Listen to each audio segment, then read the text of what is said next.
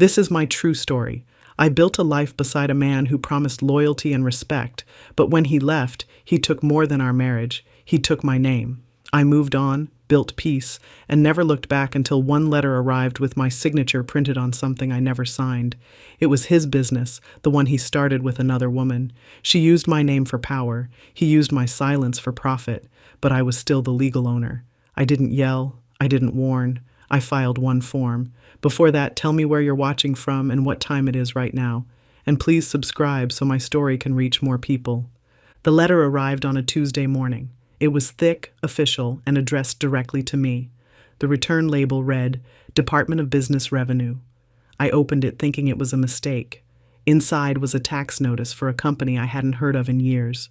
My name was printed in bold next to the words majority owner. The company listed was my ex-husband's, the one he built after leaving me. I stared at the page, confused at first, then calm. I hadn't owned or operated a business in 2 decades, yet there it was. My name, my address, my identification number, all connected to his company. The amount owed wasn't small. It was a full year of unpaid business tax. The document stated that the owner was responsible. That owner, according to their records, was me. I flipped through every page, line by line, reading each word. My ex-husband's name appeared as a co-director, not the primary owner. His new wife's name appeared as partner. Both positions sat under mine. The print didn't lie. It meant my name had never been removed from the corporate registration. All this time, while they built their life together, they were doing it under my legal ownership. I remembered the day he left. The argument had been short. He said he needed freedom. He took his clothes, his briefcase, and his ambition. I signed every divorce paper he asked for because I wanted peace. He promised to handle the business separation himself. I believed him. I shouldn't have. The letter in my hands proved that he never filed the ownership transfer. My name was still attached to everything. For 20 years, he'd been building his empire with my signature still holding it up. I checked the registration number online using the government database. It confirmed everything. The company's founding documents still listed me as the main shareholder. The address of incorporation matched our old home. I scrolled down and saw the section marked Active Principal. The name was mine. I leaned back in my chair and read it again. My ex-husband had started a new life, remarried, and expanded his business. But he had done it all under the legal foundation of a company that still belonged to me. At first, I felt disbelief. Then came the slow understanding. His new wife had been using my name without realizing it. Every time she introduced herself as part of the business, she was introducing herself under my ownership. Every deal they signed, every dollar they earned, every award they won, all carried my name behind it. They thought they had erased me, but I was still there, printed in fine ink on every document they depended on. I pulled out my old files from a storage box in the closet. The original certificate of incorporation was still there. My signature was at the bottom. I had signed it 22 years ago. That same signature was what kept the business alive today. They had never changed it because they never bothered to check. The arrogance of success had blinded them. They assumed paperwork followed emotion, that because he left me, the papers had too. But paper doesn't leave. Paper stays. I placed the tax letter next to the old certificate and smiled slightly.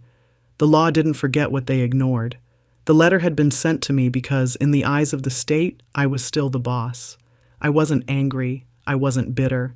I was simply aware. Years of silence had turned into one moment of clarity. My name, the one they had tried to erase from their lives, was still the key to everything they owned. They built a company on top of me without checking the foundation. I closed the folder and placed it on the table. There was no need for confrontation. No shouting, no phone call, no accusation. I didn't need to ask why. The answer was already written on the page. They had used my name for convenience, and I was about to use the truth for correction. All it would take was one visit, one document, and one signature to make everything they built disappear. The company had started years before our divorce. It was small back then, just an idea written on scrap paper in our kitchen. I helped him register it, filled the forms, and signed the founding documents with my own name. I handled the early bills, the first clients, and the initial bank account setup. He handled the technical work. We built it together, even though his pride always made him call it his company. When things began to fall apart between us, I assumed he would take what was his and leave what was mine. I didn't think I needed to check every paper. After the divorce, he married quickly. She was younger, energetic, and eager to show the world that she could build what I had already built. The business started growing, but not because of her. It grew because I had laid the foundation years earlier. The tax filings, the registration, the permits, all of them had my name. He didn't bother to remove it because he thought it wouldn't matter. He wanted a fresh start but didn't want to rebuild from scratch. So he used the same business number, the same documents, the same brand. My name stayed behind like a silent wall holding everything up. As the company grew, they changed the story. She told people she had built the business from the ground up. He supported her lies because they made him look good. They replaced me in every version of their history. To their employees, I didn't exist. To their clients, the company had always been theirs. Even my last name was gone, replaced by hers on business cards and emails. But the one thing they didn't realize was that paper doesn't care about stories. It cares about signatures. Mine was still the one that mattered. Every new project they launched had my signature tied to it through the corporate records. Every deal they signed passed through accounts still legally linked to my ownership. I had no intention of ever returning to that world, but life has a way of revealing what people try to bury. The day that letter arrived, I realized that I was still in his story, just hidden underneath. The name they built their new identity on was still mine. They had built their future using the foundation I created. He once told me I wasn't smart enough to understand business. I never argued. I simply let him believe it. That arrogance became the reason he never checked the old records. He assumed I had forgotten, that I had moved on. He didn't understand that some women move on without losing awareness. I had walked away from the marriage, not from my rights. And when I saw my name tied to his success, I didn't feel anger. I felt accuracy. The truth had finally shown itself, not through emotion, but through evidence. I looked through every old document I still had, the incorporation form, the joint account used for setup, the loan we took together to start the business. My handwriting appeared on every one of them. It was undeniable. He had erased me from photographs and conversations, but not from the structure that kept his money flowing. His wife was signing contracts as co-founder, using the same initials I used to sign all those years ago. Every time she wrote her name, she was borrowing mine. Every contract she touched carried the identity of the woman she tried to replace. The more I read, the more everything made sense. The tax letter, the confusion, the lack of official notice. The government wasn't mistaken. They were right. I was the owner. He had forgotten to sever the one connection that mattered most. His new life had been running on borrowed authority. Every success they bragged about, every award they received was tied to my name. The irony was complete. They had worked so hard to pretend I didn't exist while depending on me completely. By the time I closed the folder, I had no questions left. The story they told everyone wasn't real. The truth sat quietly in my files. He had erased me in public but kept me in paperwork. I wasn't part of his past anymore. I was still part of his present, and soon I would be the one to decide his future. The next morning, I drove to the business registrar's office downtown. It was quiet, cold, and smelled faintly of paper and ink. I took a number, sat in a plastic chair, and waited my turn. When the clerk called me up, I handed her the letter and asked for confirmation. She typed a few details into her computer, frowned, and said, "Yes, ma'am. You're still listed as the primary owner." Her tone was neutral, but those words carried more power than any argument I could have made. I asked for a printed copy of the records. She printed 3 pages and slid them across the counter. My name was on every one of them, printed clearly under the title Majority Shareholder. His name came second. His wife's name wasn't even registered. I studied the documents line by line. The registration date matched the one from our original filing. The company ID was the same. The only thing that had changed was the business address. They had moved the office to another city, but they never filed an amendment for ownership. The record still reflected the original agreement. That meant that legally, nothing had changed. I had as much control over the business now as I did the day we created it. The realization wasn't shocking, it was satisfying. I thanked the clerk and asked what could be done if the majority owner wanted to dissolve the company. She told me it was simple. If the owner wants to terminate the registration, They can file a dissolution request form, Form 22B, she said. It's a one-page document. You just need to provide identification and sign it. I nodded and smiled slightly. 1 page. After 20 years, 1 page could erase everything they had built on top of my name. I asked her to print the form. She handed it to me. I folded it neatly and slipped it into my bag. When I left the building, the air felt colder, sharper. I walked to my car, sat for a few minutes, and looked at the form. It wasn't just paper. It was control, the kind they had assumed I no longer had. My hands didn't shake. My breathing was steady. I'd spent years learning to stay calm while other people made noise. That patience had become my weapon. I didn't need confrontation. I needed correctness. I had both. At home, I laid out everything on the dining table: the tax letter, the incorporation certificate, the printout from the registrar, and the dissolution form. It felt like evidence in a quiet trial. I didn't feel guilt. They had used my name without consent. They had taken advantage of my trust. Now I was simply returning what was mine to where it belonged, back to zero. I read through the form carefully, making sure each section was correct. The instructions were simple. The registered owner had to confirm that the business would cease operations and that all assets and accounts would be settled according to law. I didn't need their permission to file it. The only required signature was mine. I filled in each line slowly, checking the spelling, the company number, the registered address. Everything matched perfectly. My pen moved steadily. It didn't feel like revenge. It felt like correction. When I was finished, I signed my name at the bottom, the same name they had built their empire on. It was the same signature that started the company, and now it would be the same one to end it. That evening, I made copies of every document and placed them in a separate envelope for safekeeping. I didn't tell anyone. Not friends, not family. Some victories don't need an audience. They only need completion. I went to bed early, slept well, and woke up without any hesitation about what I had done. The next morning, I returned to the registrar's office. The same clerk was there. I handed her the signed form and my ID. She checked everything twice, then stamped it with a red seal. "It will be processed within 3 business days," she said. I thanked her and walked out. I didn't look back at the building. I didn't need to. The wheels were already turning.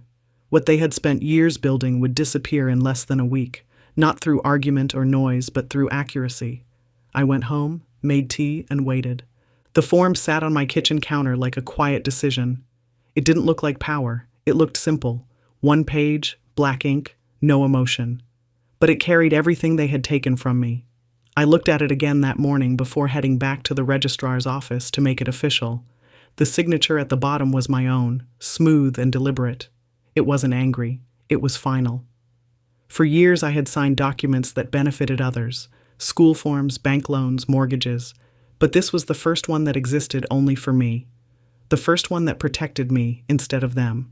Filing it was easier than I expected. The clerk recognized me from the day before. She checked the identification again, stamped the document, and slid it into a folder. The red seal pressed into the corner was permanent. She said the dissolution would take effect within 72 hours. There was no appeal once it was processed. The company would be marked inactive, all business operations frozen, and the registration nullified. I nodded, thanked her, and left the building with a sense of closure that had nothing to do with emotion. It was just the law catching up with time. Outside, I sat in my car for a long moment. I didn't smile or cry. I just breathed. The form was filed. The decision was done. For the first time since I opened that letter, I felt like the balance had been restored. I had done nothing illegal, nothing cruel. I had simply corrected an old mistake. They had used my name to keep the business alive. Now my name had ended it. There was something quiet but powerful about that. That evening, I made a pot of tea and placed all my documents back into their folders. I was careful with every page, sliding them into plastic sleeves, labeling each one. I had always been organized, and now that habit felt like protection. I didn't call anyone. I didn't tell anyone what I had done. They would find out soon enough. For years, I had been silent while others made choices for me. Now, silence was working in my favor. The next day, I returned to my normal routine. I read the newspaper, took a walk, watered the plants. There was nothing dramatic about those 3 days. That's the thing about paperwork. It doesn't scream, it just moves forward. Somewhere inside an office downtown, a system was processing my request. A small notification would appear on a government screen. The company they thought was theirs would quietly move from active to dissolved. That was all it took. No confrontation, no warning, just an administrative change that carried the weight of the truth. I kept checking the public records page each morning. The first day, the company name was still there. The second day, it was marked for review. By the third morning, I typed the name again and saw a single red word next to it. Canceled. The system listed the reason as owner request. That was all it said. 2 words, no explanation. The empire they had built had been legally erased by the same person who created it. I imagined their reaction when they tried to log into their business accounts or renew their license. The system would reject every attempt because the owner no longer existed in their records. Their cards, contracts, and access, all frozen. The business was gone because it had always belonged to me, and I had finally taken it back. When I closed my laptop that morning, I didn't feel proud or vengeful. I just felt calm. It wasn't about revenge. It was about accuracy. They had used what didn't belong to them, and I had simply reminded the world who it really belonged to. The company wasn't just dissolved on paper. It was dissolved in memory, too. That night, I sat outside on my porch as the sun went down. I thought about the years I'd spent building something that someone else tried to claim. It had taken him 20 years to build his version of success. It had taken me one form to end it. It wasn't about winning. It was about balance. I didn't ruin their lives. I just removed my name from their foundation. And when I did, the whole thing fell apart on its own. The waiting was easier than I thought. I didn't pace. I didn't worry. I just carried on with my days while the system did its quiet work. I woke up early, made breakfast, and cleaned the house. The form was already filed. The seal was already stamped. There was nothing left for me to do but wait. Waiting had always been part of my life. Waiting for him to come home, waiting for promises to be kept, waiting for respect that never arrived. But this time the waiting was mine. It wasn't patience for someone else's change. It was the calm before my own closure.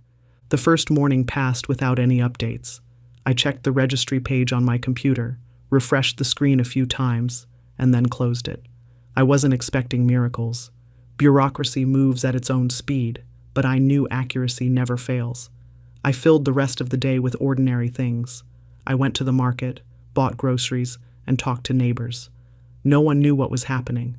That was the best part. Revenge that needs attention isn't revenge, it's noise. I preferred silence. On the second day, I checked again. The company still showed as active, but there was a small change, a pending note beside it that said, under review. That was enough. The process had started. I knew once it reached that stage there was no reversal. I didn't smile or celebrate. I just sat with my tea, reading that small line over and over again. For 20 years, they had used what I built. Now, with a single form, I had turned their success into paperwork waiting for approval. That evening, I baked a cake. Not for celebration, but for normalcy.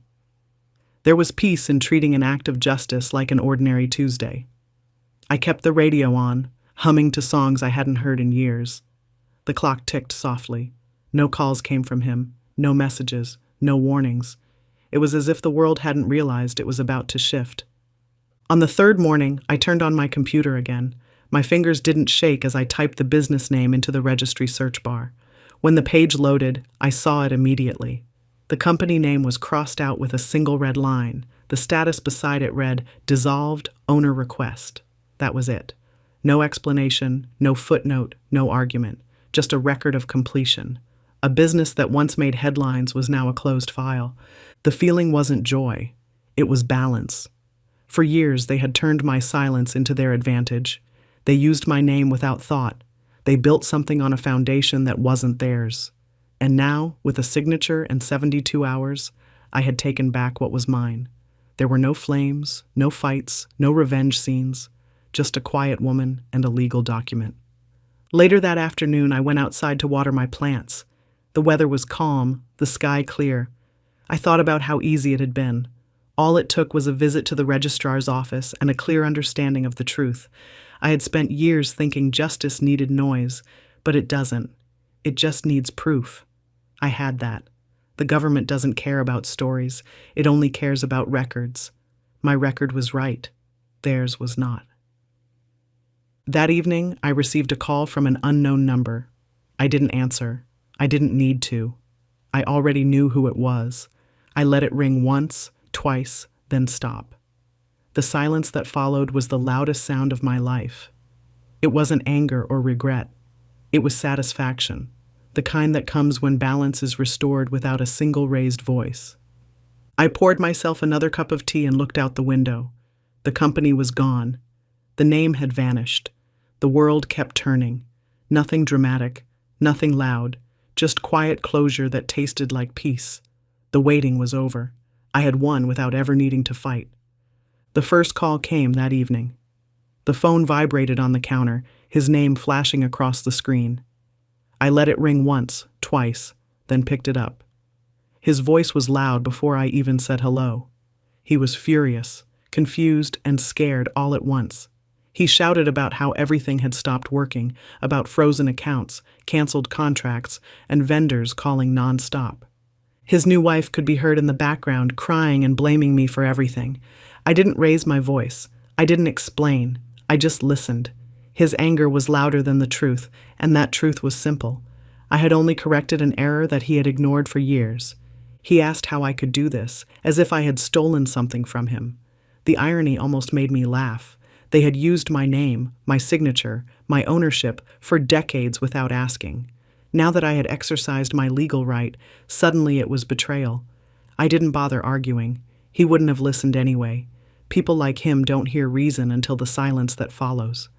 I said one sentence and nothing more. You should thank me. I just fixed a clerical mistake, your use of my name.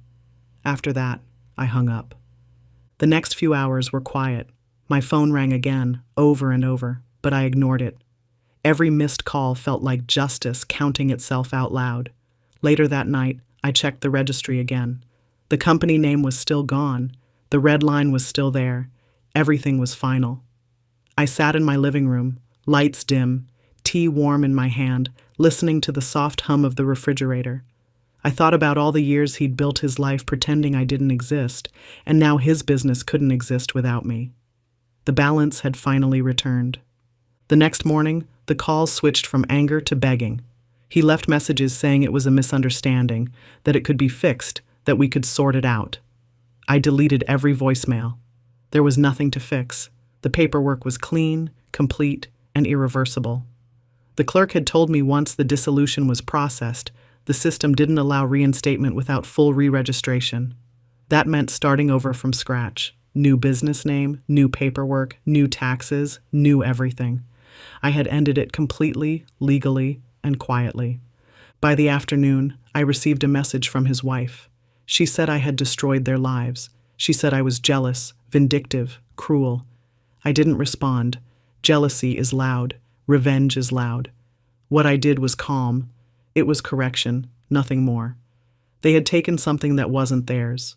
I had simply returned it to where it belonged, to no one. The company didn't belong to them, and now it belonged to nobody. That's justice without noise. That evening, I turned off my phone and went for a walk. The street was quiet. The air was cool. I passed the bakery where we used to sit every Sunday morning back when things were simple. I didn't feel sadness or nostalgia. I just felt distance, the kind that finally makes peace possible. I came home, checked my phone again, and saw one last message from him. It said, "You didn't have to do this."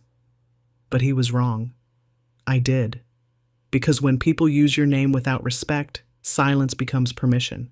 I had removed that permission forever. The next day, their lawyer called mine. He wanted to discuss options. My lawyer told him there weren't any. The company was gone. There was no appeal, no loophole, no negotiation. The law doesn't reverse closure. My lawyer said their tone changed quickly after that, from arrogance to panic. They hadn't expected me to know the system. They thought age made me weak. It made me careful instead. I spent the rest of that day doing what I always do: cleaning, reading, cooking. There was no celebration, no moment of victory. The win was already in the silence, in the absence of their power. Every time the phone buzzed again, I let it. I didn't need to speak anymore. My form had already done the talking. 3 days earlier, I had been just a forgotten name on an old document. Now that same name had erased everything they built. That's not revenge, that's correction wrapped in patience. The following week began with chaos, but not mine, theirs. I didn't hear it firsthand, but I didn't need to. The silence from my phone said enough. He stopped calling after the 3rd day. His new wife didn't message again. Instead, the noise shifted to their world. The company's accounts were frozen. The bank flagged the ownership mismatch after the dissolution notice reached them. Without a valid business registration, no funds could move. Their payments, deposits, and even small purchases triggered automatic holds. The system didn't care who they were. It only recognized signatures, and mine was the only one that counted. By Wednesday, I received a call from my lawyer. He said everything had gone through smoothly. He also said the fallout was spreading fast. The company's insurance had been canceled the moment the registry marked it inactive. Their office lease was nullified. Their clients had started withdrawing contracts because legally they weren't allowed to do business under a name that no longer existed. My lawyer sounded almost impressed. "They must have never thought you'd still have control," he said. I didn't respond. Control wasn't the goal. Correction was. I just wanted what was wrong to stop pretending it was right. In the days that followed, the panic must have grown. I heard from a mutual acquaintance that they'd tried to apply for an emergency reinstatement. It was denied. The registrar rejected their claim because the form had been filed properly and by the rightful owner. The rules were simple. To start again, they would need to form a new company under a new name, but they couldn't use mine again. Not legally, not publicly, not ever. My name, the one they used to climb, was now the lock on the door they could no longer open. I didn't gloat. I didn't celebrate. I spent my afternoons reading, cooking, tending to my plants. The air felt different, lighter. For so many years, I had been the background to their success, the forgotten name behind the curtain. Now, even without speaking a word, I had rewritten the story. They had built something using pieces that weren't theirs. I had taken my piece back, and without it, the entire thing collapsed. It wasn't revenge. It was simple cause and effect. You can't build stability on stolen ground. Their lawyer sent one last letter, a desperate attempt to frame it as misunderstanding. It said I had acted unfairly, that I should have discussed it first. My lawyer replied with 2 sentences. Her name was used without authorization. The dissolution was filed under her legal right that ended everything. There were no more letters after that, no more calls, just quiet. Within 2 weeks, the company's website went offline. Their advertisements disappeared. The new wife's social media posts about their growing empire were deleted one by one. The silence spread fast. The empire was gone. The house they had bought using the company's funds went up for sale a month later. I never asked how they managed afterward. I didn't need to. Losing power teaches lessons that words can't. One evening, while sorting through some old paperwork, I found a framed photo of us from decades ago, back when we'd first started the business together. I looked at our younger faces, 2 people who thought success would hold them together forever. We were wrong. He had taken that foundation and tried to build it again with someone else, using my name as cement. He forgot cement doesn't stay soft forever. Once it hardens, it's impossible to reshape. After everything settled, I received an official letter confirming the dissolution was finalized. The business name was permanently removed from the registry. There was no reinstatement option left. It was done. I placed that letter inside a folder marked Closed Matters. It fit perfectly. Flat, final, silent. I didn't feel hatred or joy, just peace. For years they had used me without asking. For 3 days I had waited without speaking. And with one act of precision, I ended something that had taken them 20 years to build. The law had done the work. I had simply provided the truth. It took almost 2 weeks before he finally asked to see me. The message was short and formal. He said it wasn't about the business, just about closure. I agreed, not because I needed closure, but because I wanted to see what he looked like when the mask was gone. We met at a small cafe near the old office building. the same one where we used to plan our future together before everything turned into paperwork and silence. I arrived early and chose a corner table by the window. When he walked in, I barely recognized him. The confidence that once filled every step was gone. His posture was heavy, his eyes restless. Success had always been his language, and now he didn't know how to speak. He sat across from me without saying a word at first. His hands trembled slightly as he stirred his coffee. I watched him try to find the right words, but none came. He finally muttered something about not expecting things to end this way. I didn't interrupt. I didn't remind him that endings like this don't just happen, they're earned. He tried to explain that his new wife had convinced him to keep my name on the company. He said it was for credibility, not harm. I stayed quiet because excuses sound smaller when there's no audience willing to believe them. He reached into his briefcase and pulled out a folder thick with papers. "We're trying to fix this," he said. "We can't operate under any name right now. The banks won't release funds. The contracts are frozen." I could tell he expected sympathy. I didn't feel any. For years I had been the silent foundation beneath their confidence. Now they were learning how it felt when the ground disappears. He asked if I could sign a new authorization form to help them reopen under a different name. I looked at him for a long time, then pushed the folder back toward him. I told him calmly that I had nothing to sign. The company was gone, and that was final. I wasn't going to rebuild it for them. What they did with their lives from here wasn't my concern anymore. He didn't shout this time. He didn't argue. He just sat there, staring at the folder, his face empty. For a moment he looked smaller, not in height or build, but in presence. The man who used to fill rooms with his voice now looked like a shadow sitting in daylight. His new wife came in halfway through the meeting. She didn't greet me.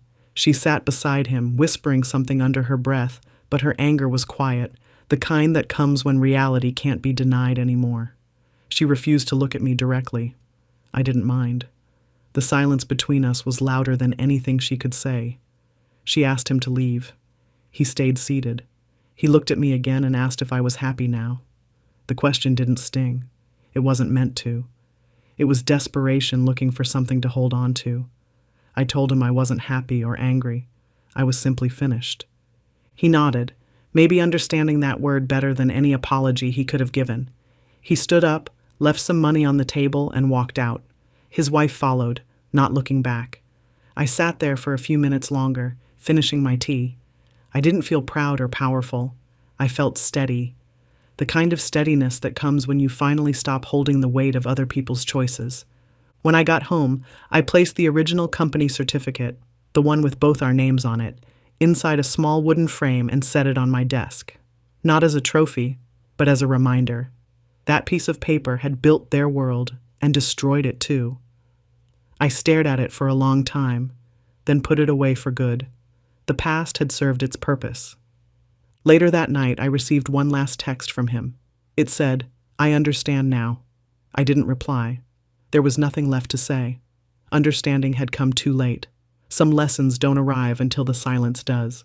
The quiet that followed was the most peaceful sound I'd heard in years. There were no more calls, no letters, no explanations. Just silence, the kind that doesn't ache, the kind that means it's over. The company that once carried my name no longer existed. The house they had bought through it was up for sale, the cars repossessed, the headlines gone. What had taken them 2 decades to build had disappeared in 3 days. I didn't destroy it out of anger. I ended it out of principle. When someone uses what's yours without asking, taking it back isn't cruelty, it's correction. Each morning I woke up to calm. I brewed coffee, read the newspaper, and felt no need to check the registry anymore. The red line through the company name had done its job. It was strange how something as small as a form could end something so big. I didn't tell anyone what I had done. No one asked, and I preferred it that way.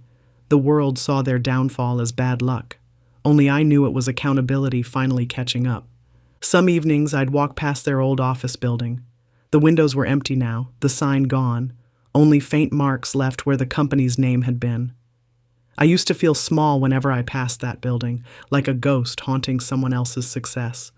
Now, I felt nothing. It was just glass and brick. It had no power anymore. They had taken my name to make themselves look strong. When I took it back, They vanished. That wasn't revenge. That was gravity. What isn't yours will always fall away eventually. Weeks went by. My life didn't change much, but something inside me had. I no longer felt that quiet bitterness that comes from being used. I no longer replayed old arguments or imagined what I'd say if I had the chance again. I had already said everything without words. The law had spoken for me. I didn't need to prove anything. Sometimes the best closure doesn't come from forgiveness or confrontation. It comes from knowing the balance has been restored. A month later, I received an envelope from the registrar's office.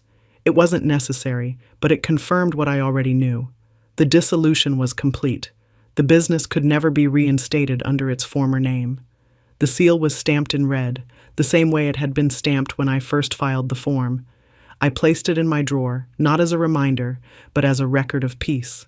Some people hang certificates of success on their walls. I kept this one folded away, proof that silence and precision can do more than shouting ever could. Every now and then, I'd think about him. Not with anger, not with longing, just curiosity. I wondered if he finally understood what he had lost. He thought he could rewrite history, but he had built his second life on the remains of mine. I had been the foundation he walked on, and when I stepped back, everything beneath him collapsed. That wasn't power. That was cause and effect. You don't steal from the person who built your ground and expect to stand tall forever.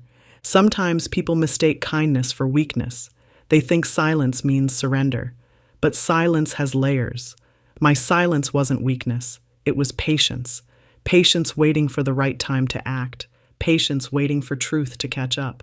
And when it did, it didn't need to shout. It just erased what didn't belong. Now, when people talk about him, they do it in past tense. He used to run that company. He used to be successful. I just listen and nod. I never add my part. The victory doesn't need credit. It doesn't need attention. It exists quietly. Every time I see his name fade from memory, while mine remains untouched in ink. That's the thing about justice. It doesn't always arrive with noise or applause. Sometimes it arrives folded in an envelope, processed by a clerk, and stamped with finality. It sits there quietly, waiting for you to notice that the world has balanced itself again. I didn't win because I destroyed them. I won because I walked away with nothing left to prove. It's strange how peace can come from something so simple. No shouting, no courtroom, no revenge plan. Just one quiet action done at the right time. I didn't set out to ruin anyone. I only wanted to reclaim what was mine, what should have been removed long ago. He took my name, used it, built an empire on it, and forgot who gave it weight in the first place. That's what pride does. It borrows without asking and pretends it owns everything. But the truth always sits in the background, waiting for its turn. For me, that turn came when I picked up a pen and signed one form. That was it. No anger, no argument, just ink and closure. In the weeks after the company vanished, my house felt quieter. But it wasn't the heavy quiet that follows loss. It was clean, steady quiet, the kind that feels earned. I realized how much noise I had carried for years without noticing. The noise of resentment, of pretending, of swallowing words that should have been spoken. Once it all stopped, I didn't miss it. I didn't miss him either. I didn't even miss the life we once had. I missed nothing. I had finally learned that peace doesn't come from keeping people around. It comes from removing what drains you and leaves you empty. He and his wife disappeared from my life completely. No more calls, no more letters, no more messages through lawyers. It was as if they had been erased along with the company. I sometimes saw their names in old articles online, but those pieces slowly got buried under new stories, new names, new people. Time does its work. It forgets what isn't meant to last. That's what comforted me most. I didn't need to tell anyone what I'd done. I didn't need recognition. The outcome spoke for itself. A single correction, and everything false around it crumbled. There were moments late at night when I thought about how small it all seemed. Decades of work, reputation, money, gone in days because of one signature. But that's the truth of life, isn't it? Real strength doesn't come from how much you build, but from what still stands when it's tested. Their world couldn't survive one piece of truth. Mine did. My peace survived. My dignity survived. My name survived. And that was enough. One morning, months later, I got a call from a number I didn't recognize. I didn't answer. It went to voicemail. The voice was brief, quiet, almost broken. It was him. He said he hoped I was doing well. He didn't mention the company. He didn't apologize. He didn't ask for anything. He just said he hoped I was well. I deleted the message. I didn't feel anger. I didn't feel forgiveness either. I felt distance, the kind that tells you a story is finally finished. Sometimes I walk by the registrar's office when I'm in town. I look at the people standing in line, holding folders, signing papers, starting businesses, ending partnerships. They don't realize that every signature they give could one day become their freedom or their downfall. For me, it became both. That one form freed me from a past I never agreed to keep living in. It ended everything I didn't have the courage to end before. That's not revenge. That's growth. If anyone ever asks what happened, I tell them only this. He used my name. I took it back. That's all the story needs. The rest is silence. The rest is peace. I don't wish them harm. I don't think about their failures. I don't replay the past. It's done. Life is quiet again, and for the first time in years, that quiet doesn't hurt. It heals. Now, when I sit by the window with my tea and watch the world move on, I realize how little noise it takes to undo a lifetime of injustice. Not a fight, not a scream, not a scene, just a pen, a page, and a woman finally done being used. That's all it took. He built his success on my name, and I ended it with my own hand. 3 days, one form, and the truth that should have been respected from the start. That's all it ever was. Not revenge, not power, just justice, signed, sealed, and finished.